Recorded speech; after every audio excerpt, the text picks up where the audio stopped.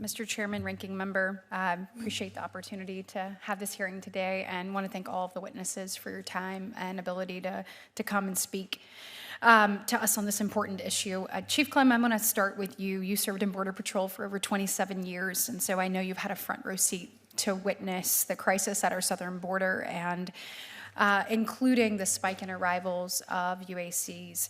I know that you've talked a little bit about this today, but specifically, I believe we need to amend Section 235 of the Trafficking Victims Protection Reauthorization Act of 2008, which is primarily the loophole that is used in our laws to incentivize the illegal immigration of UACs to our southern border.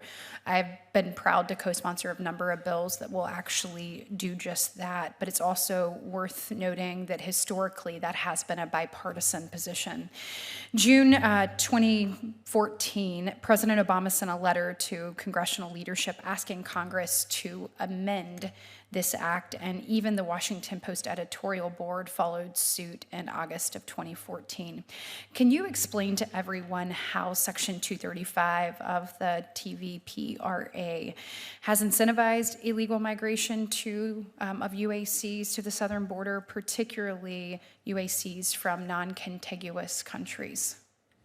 I'm going to do my best to recall that specific section, but what I understand, TVPRA, and especially having worked up in Washington, D.C. as the CBP head for the President Obama's executive actions during that time frame when we saw that initial push of UACs in South Texas, TVPRA allows for immediate repatriation to contiguous countries, Mexico and Canada. Right. What we need, and when you get to the incentivize, is why are we separating Canada and Mexico from all the other countries, especially those in our hemisphere, Central America, who are generally allies? Why would we not treat the UACs with a rapid repatriation once we've done an initial screening to ensure that they're not, trafficked or not victims of any kind of abuse? But once that cleared, we should treat them and get them back to their home country as quickly as possible, just like we would do with a Canadian national or a Mexican national. I think that would close a loophole and keep the family, because that's oftentimes what's happened is the families are separated before they even get to our border. Come up with a more clear and direct process for someone to lawfully immigrate in the United States versus sending their child in here and then hoping they can reconnect later. Right, and look, I believe that this creates a safety issue, not only and many times for the lives of the UACs, but also for the American people in many ways. And in June 2024, a report from the House Judiciary Subcommittee on Immigration, Integrity, Security, and Enforcement discussed the fact that at the time, more than 400,000 UACs were released to sponsors by the Biden-Harris administration, which is 100% increase compared to that of the first Trump administration. Most of them were teenage boys. And if you look at it, nearly 70% of UACs referred to HHS were 15 years of age or older. And in fact, only 19% were actually under the age of 12. The report also found that HHS did not have a policy to refer known gang members to the Justice Department. Additionally, it went on, HHS did not ask UAC's home country and consulates or embassies for their criminal record, despite having the actual ability to do that.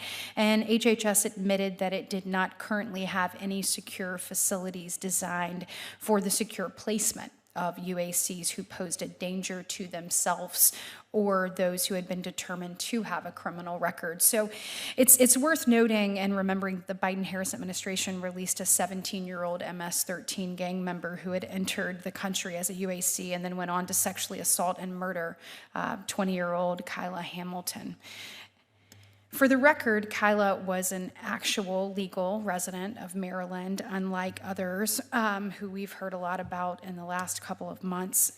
Chief Clem, in my remaining minute here, what reforms do you think are needed within the UAC program to prevent future release of UACs who actually pose a threat to the safety of Americans? Yeah, we cannot dismiss the fact that many of these kids, as you mentioned, are 15 or older.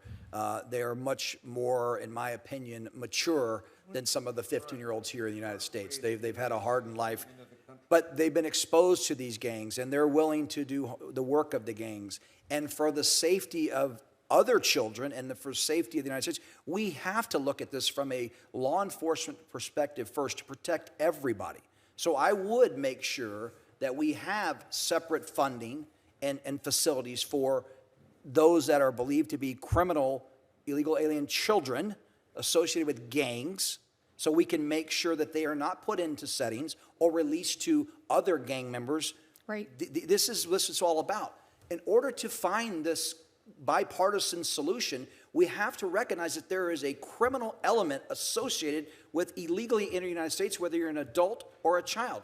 Let's focus on that piece to protect everyone involved, most importantly, the American citizens, but the migrants themselves.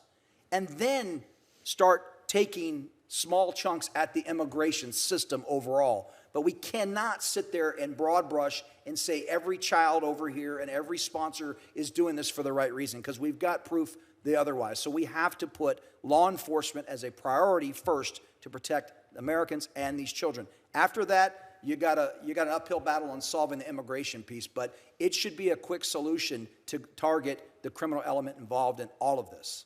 Thank you so much, Chief Clem, and I'll submit the rest of my questions for the record. Thank you. So, Chief, the 500,000 unaccounted